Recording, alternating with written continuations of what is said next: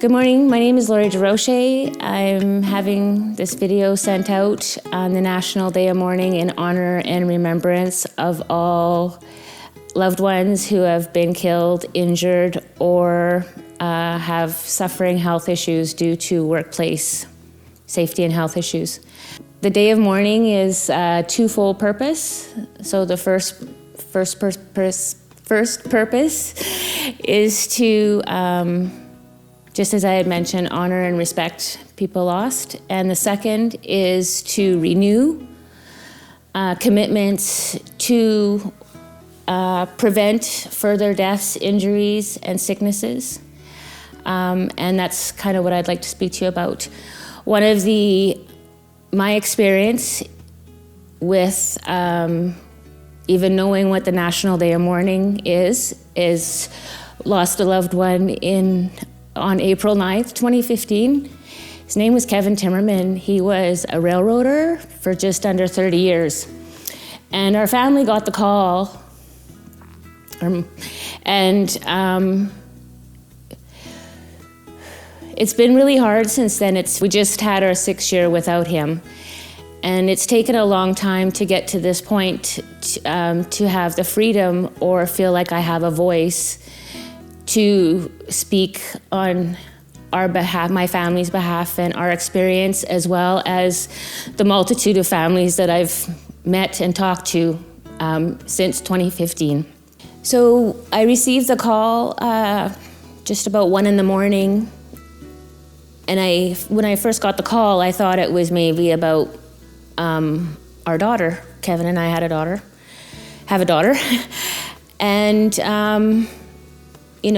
a young adult, and so that's what you think when you get a phone call at that time in the morning. And it turned out it wasn't our daughter, it was Kevin, and it was his brother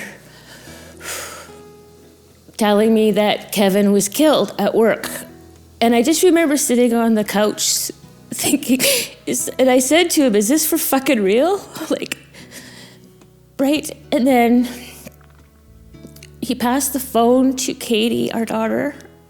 She was living with Kevin. And all we could do was sob. That was it. And this was a Thursday, I guess Friday, just after midnight. And I told her I would be there on Saturday. So we drove out, and, we had the week. It was a week, and just so much grief, and so much not knowing, and just numb, and just disbelief. And since then it's been from the mouth of our grandson Spencer, "Papa's love now lives in my broken heart, Mammy." And that's what grief is,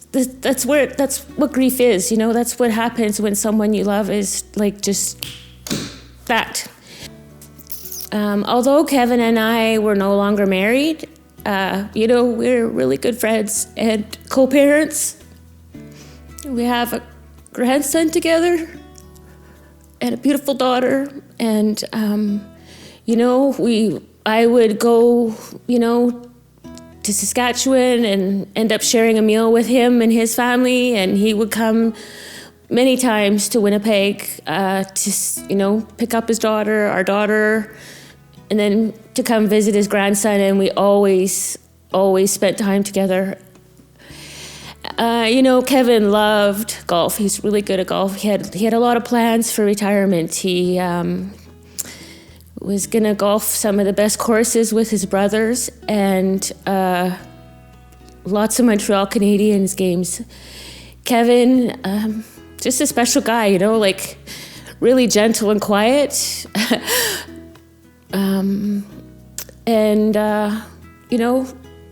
I don't know anybody that had a bad word to say about him. He's a very conscientious railroader. When he would train people, or when people found out they were going to be trained by Kevin, they were grateful. They knew that they were going to be trained by one of the best. as they started their careers as a railroader. He loved our daughter Katie and Spencer the most in the whole world. And so, as we went through, my daughter and I, we went through the avenues that you have to when something like this happens, like settling an estate and everything, we go through the process, but we honestly felt that once the investigation was done, that they were going to call us and we were going to sit down and they were going to tell us how they were going to improve safety. Yeah, pretty wrong on that. When it comes to people killed within a workplace fatality, when it deals with the railroads, there's no transparency.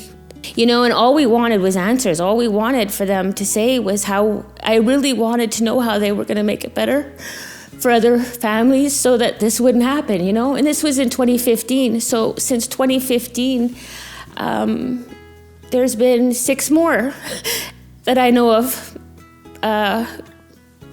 men and 1 woman, and that were killed on rail property. And you know what? I've spoke to a few families, and they're not getting any transparency. They're not getting any answers, and consistently you hear the safety issues, even the documentaries that are done, the railroaders, Kevin, I know for sure, always concerned about safety, right? And what he was doing out on there. But, when it comes to the National Day of Mourning and you have all these companies and organizations that have their names all over these banners, we have all these safe work commercials out. What can you do to make yourself work? But what is it? How about when it's the companies? How about when it's the companies that are unsafe and people are killed? In most situations like that, there are fines, for the roofers or construction or, many ways, many workplace fatalities, different workplace fatalities. There are fines, there is accountability, there's responsibility, and with the rail companies, there's none. Through this whole journey and trying to communicate with the rail company in our situation that we were dealing with, it became quite apparent very soon based on emails. I had emailed HR, lawyers within the company. I have notes. I have so many notes, right? People I spoke to, the dates I spoke to them, phone calls that were never returned, emails. And the thing with with the Canadian Rail or our rail system corporations is they own their own police force. So I even tried to get a copy of the police report, wondering, we really didn't even know how Kevin died. He was struck by a train that wasn't supposed to be coming in the yard is how Kevin died. But, the CN police, it was just a big deny stamp on the paperwork. There was just no answers anywhere. It took us a long time. And it still seems, like I had mentioned, since 2015, there's been numerous other fatalities, and they just seem to be, the frequency of them is just, it's incredible to me. And the lack of safety from leading transportation corporations in Canada, the rail, it's profit over people, is really what it is. I'm really grateful to, after this time, to be able to give myself, my daughter, and other families maybe a bit of a voice to let people know what is happening, what does happen if you lose a loved one, if a loved one is killed and he's a railroader and they're a railroader, right? It's not that they're going to invite you in and they're going to say, this is why the accident happened. This is how we're doing. This is what we're going to do to make it better. There's none of that. They just keep operating. They have a big fence around their offices, and what happens within the yards, what happens within their corporations when it comes to workplace fatalities, nobody ever knows about, because they own the police forces that investigate them. I asked for the police report. I'm pretty sure that was 2016. And it was denied. I mean, I can go get the denial letter, but it was like umpteen X's on it where we weren't entitled to receive that information. And Katie is Kevin's next of kin. I mean, it's immediate family, and you don't get any answers. None. We haven't, after 4.5 years, we finally received a heavily redacted, it might as well be one page of print on the final investigation report from Transport Canada. Yeah, nothing. Nothing. So yes, I've requested reports, and from many branches of the federal government. Justin Trudeau, messaged him 2-3 times, and then Justin just sent me an email saying, go back to this person. Well, I've already been to that person, and then I just kind of got shot back down to the bottom. I want people to be aware that these huge corporations, the rail companies I'm talking about, right? I mean, that's my experience. I can't talk about anybody else's. But that this is happening, right? It blows my mind. It still does. That I'm even sitting here doing a video and that I want to have it out for the National Day of Mourning. It's just all crazy. And I just want people to be aware. This is our Canada, and our rail companies operate under an archaic system of their own police. They were designed to prevent robbers from robbing the train. We're talking, we're 2020 now, and those police forces, that they're just used to now protect their employer, who is responsible for these workplace fatalities, unnecessary ones. They said it's not their fault. So that means it's not their fault, then they didn't do anything wrong. That's what they're saying. Right? I mean, what other interpretation is it? All these derailments, those are all happening because they're not maintaining their safety and health, right? That's why this is happening, right? Profits over people. Well, why fix the rail? It's still working okay, right? Yeah. Yeah. So, I mean, what else is a family to think? I honestly, they have an opportunity, really. The whole world is changing right now. They have an opportunity to do what's right, have some integrity, right? Kevin was way more than his employee number, 163517, right? All these other railroaders, same thing. All these other people killed, right? Same thing. They're more than their employee numbers. I just wanted to mention some names here of railroaders that have been killed on the job.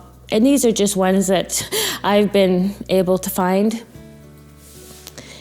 Jamie Jajan, the Worrell Yard in Regina, Saskatchewan, January 2013.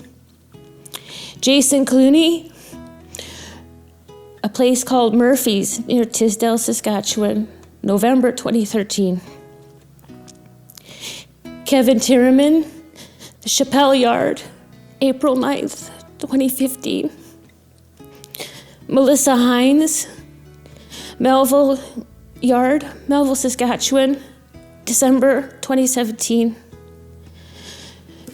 Tony Neneshef, the Ogden Yard, Calgary, Alberta, November 2018. Pierre-Luc Levesque, Edmondson Yard, Edmondson, New Brunswick, December 2018. Dylan Paradis, the Lagan Subdivision, Field, BC, February 2019. Andy Dockrell, the Lagan Subdivision, Field, BC, February 2019. Daniel Waldenberger Bulmer, the Lagan Subdivision, Field, BC, February 2019. And Kirk McLean at the Port Coquitlam Yard, Port Coquitlam, BC, December 2019. These are all railroaders that I've been able to find, and I've spoken to some of their families, and for the ones that I haven't had a chance to reach out to or been able to connect to now, my sincerest condolences from the bottom of my heart. These were all railroaders that took their job very seriously, and each of their deaths was tragic trauma, squished between cars, hit with a freight train coming in a yard. 3 of the men careened off the side of the mountain in Field, BC. That's how they died, and those are the answers. Where how can something that big and that traumatic and tragic, how can that happen, and families don't get any closure, any answers, right? It's just so on this National Day of Mourning, those are the 10 people I specifically wanted to mention, and they're all railroaders, and they all worked hard for the rail system here in Canada, and they all died, and they're all due to their employers. There's no closure for families. There's no responsibility, and any of the news articles that you look up on the news, not one is a follow-up to say how things have improved, not one. Transport Canada, there's investigation reports there too, but not too much on too many fatalities. Thank you, everybody, for taking the time for my National Day of Mourning message. Again, I just want to say to all families out there who've lost a loved one to a workplace fatality, all those that have been injured or are now suffering health conditions due to workplace lack of safety and health, I'm thinking of you on this day. And, my goal is to talk to people and to put names and faces all in one spot, of this, and to really focus in on the railroaders, because they're just they're handled differently through our health and safety committees, through OSHA, through the government, through so many of those big organizations. They're in a class all by themselves. So my hope, yes, is for awareness, and the second fold to the National Day of Mourning message, which is to renew commitment, right? We have an opportunity now. I would like integrity. Why can't you? Why can't you be why can't they be the companies that they say they are? Because they're not, right? So they just improve safety, right? Start putting some of that profit back into your company, right? Into your workers, into making it safe, because these people, none of them, they were all unnecessary deaths. Thanks very much for watching.